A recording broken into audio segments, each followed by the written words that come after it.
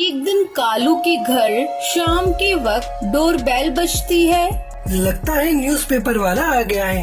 ये बोलकर जैसे ही कालू बाहर जाकर न्यूज़पेपर उठाकर उसे पढ़ने के लिए खोलता है तो उसमें खून से लिखा होता है, आज तेरा आखिरी दिन भी खत्म हुआ।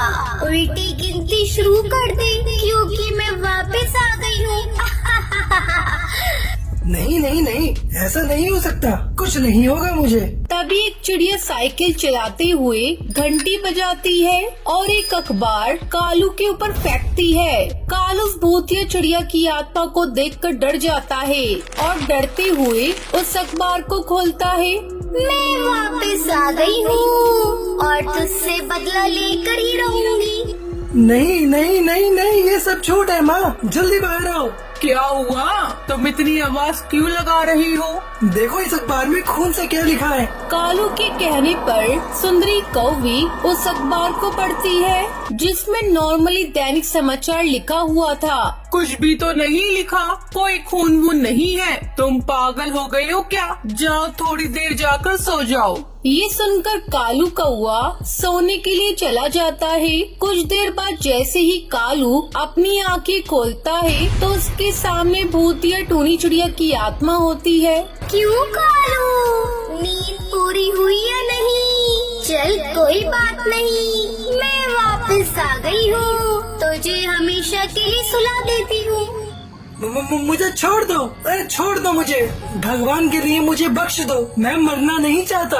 मरना तो मैं भी नहीं चाहती थी, तूने मुझे मार दिया, इसलिए मरने के लिए तुम तैयार हो जाओ। ये कहते ही भूतिया टूनी चिड़िया की आत्मा कालू को जान से मार डालती है। जिसके बाद भूतिया टूनी चिड़िया की आत्मा हरी तोता के घर आगे साइकिल की घंटी बजाकर अखबार फेंकते हुए बोलती है, अखबार ले लो, ताज़ा अखबार ले लो, खबर पढ़ लो, ताज़ी ताज़ी खबर पढ़ लो। आवाज सुनकर हरी तोता अखबार को जैसे ही पढ़ने के लिए खोलता है तो उसमें खून से लिखा होता है, तेरा समय भी पूरा हो चुका है, अब तुझे तेरे कर्मों की सजा जरूर मिलेगी। चंद पल की जिंदगी जितना जीना चाहता है जी ले, क्योंकि मैं वापस आ चुकी हूँ। टोनी, नहीं नहीं, वो नहीं आ सकती, उसे तो हमने ठिकाने लगा दिया था। और ये खून से लिखा हुआ अखबार यहाँ कैसे आया? कहीं वही तो ये देकर नहीं गई, इसका मतलब वो यहीं कहीं है। हरी ये बोलकर जैसे ही मुड़ता है तो उसके पीछे भूतिया टूनी चिड़िया की आत्मा को देखकर वो बहुत डर जाता है। सही बोला, तू मैं यही हूँ तेरे पास, पर तूने मुझे अभी तक याद भी नहीं किया। खैर, वैसे भी कोई अपने गुनाहों को इतनी जल्दी भुला भी कैसे सकता है। मुझे माफ कर दो, मैंने जो तुम्हारे साथ किया उसके लिए मुझे माफ कर दो। मेरा परिवार है, उनके खातिर छोड़ दो। जाऊंगी, जरूर जाऊंगी, लेकिन तेरी जान लेकर जाऊंगी, तुझसे अपना बदला लेकर ही रहूंगी। मेरा भी तो परिवार था, मुझे भी उनके साथ रहना था, मेरे बिना कैसे रह रही होंगे ये सोचा तुमने? क्या तेरी माफी से वो सब चीज मैं भूल पाऊंगी? नहीं, बिल्कुल नहीं। हिसाब तो पूरा तब होगा जब मौत के बदले मौत दी जाएगी। ये कहते ही भूतिया टूनी चिड़िया की आत्मा उसके पेट में चाकू मार देती है।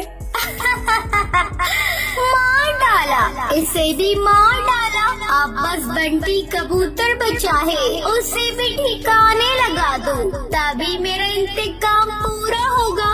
अब वो बंटी को भी इसी तरह न्यूज़पेपर देकर उसे मारने वाली होती है कि तभी उसकी पत्नी टुनटुनी उसके सामने आकर उससे कहती है, नहीं नहीं, मैं तुम्हें अपने पति को मारने नहीं दूंगी, तुम्हें जो कहना है मुझसे कहो।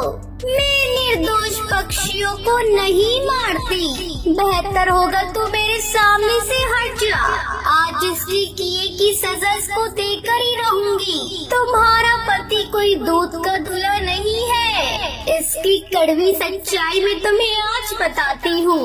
1 साल पहले की बात है, मैं टूनी अखबार बांटने का काम किया करती थी। ऐसे ही एक दिन सारे अखबार मैंने बांट दिए। तभी बॉस कालू ने बोला, अरे बंटी तो आज रात को नहीं आ पाएगा, तो हमारे न्यूज़पेपर दूसरे डिपार्टमेंट तक कैसे डिलीवर होंगे? अगर ये पेपर रात में नहीं पहुँचे तो सुबह भी पक्षियों तक नहीं पहुँच पाएंगे। जो ये काम करेगा उसे मैं एक्स्ट्रा चार्जेस दूंगा। अगर मैं इस चीज के लिए हाँ कर दूं, तो मैं माँ की आंखों का इलाज करवा पाऊंगी। इन पैसों से सर मैं करूंगी ये काम। फिर टूनी बॉस से एड्रेस लेकर रात में न्यूज़पेपर के बंडल को लेकर दूसरे डिपार्टमेंट जाने के लिए निकल जाती है। लेकिन रास्ते में बंटी, कालू और हरी उसे रोक लेते हैं। छोड़ दीजिए मुझे सर, आपको शर्म नहीं आती? अपने ही ऑफिस के एम्प्लॉय के साथ आप बदतमीजी कर रहे हैं, जाने दीजिए मुझे। ये कहकर टूनी चिड़िया वहाँ से भागने लगती है। तभी वो तीनों से चाकू मार कर उसे जमीन में दफना देते हैं। बताओ क्या गलती थी मेरी? सिर्फ अपनी माँ का सोचकर मैं उस रात निकली, लेकिन दरिंदे पक्षियों ने, जिसमें तुम्हारा पति शामिल था, उन सब ने मेरे साथ गलत किया और मुझे मार डाला। इसलिए मैंने मार डालूंगी।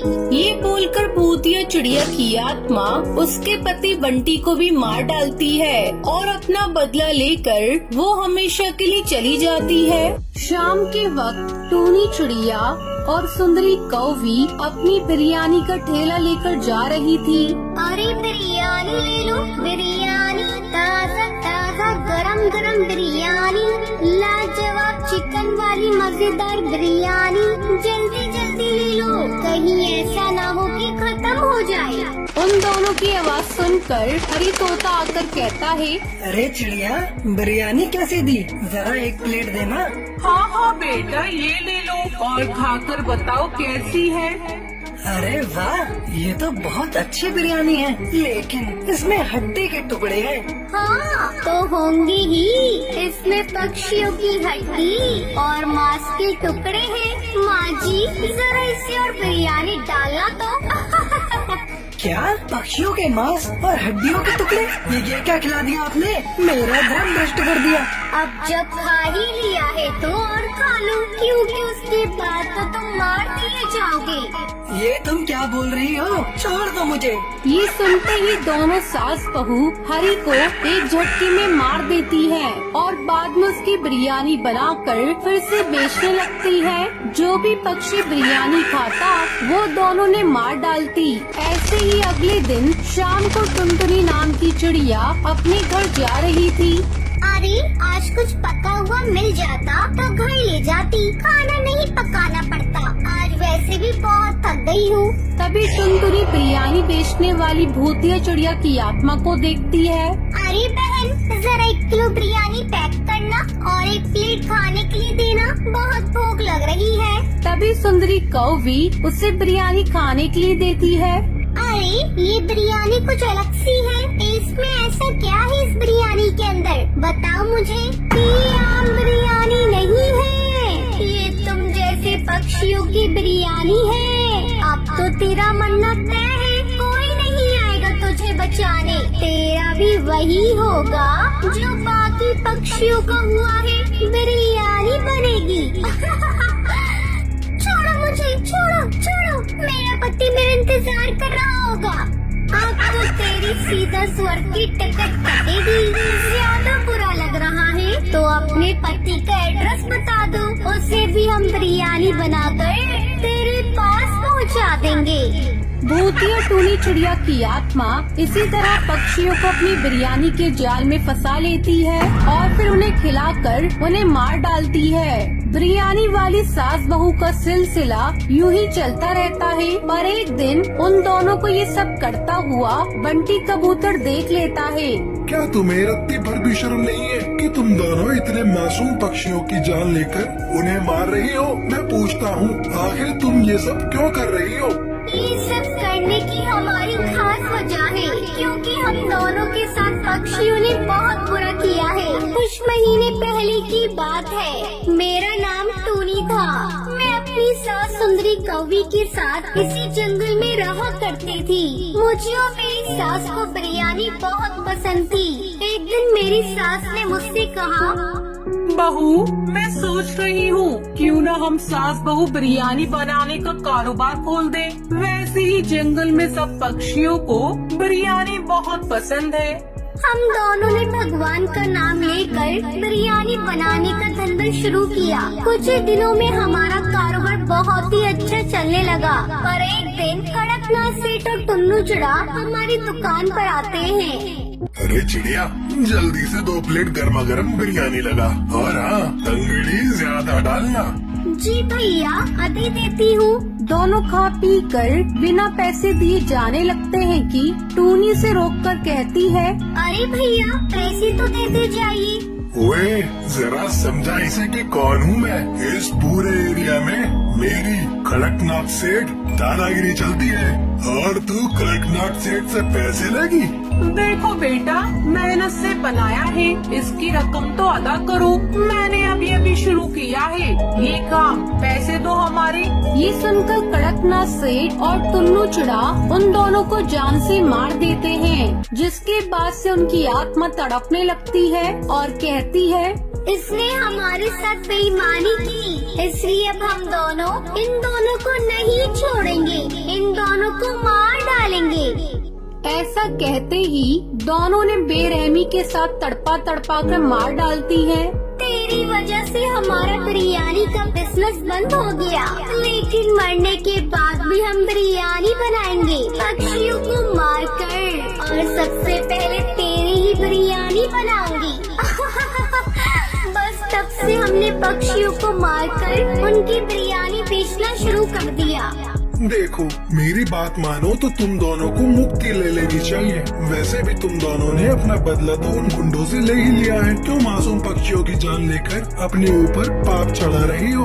हाँ, तुम सही कह रहे हो, हमें यहाँ से चले जाना चाहिए। ऐसा बोलते ही उन दोनों भूतिया चिड़िया की आत्मा को मुक्ति मिल जाती है और वो हमेशा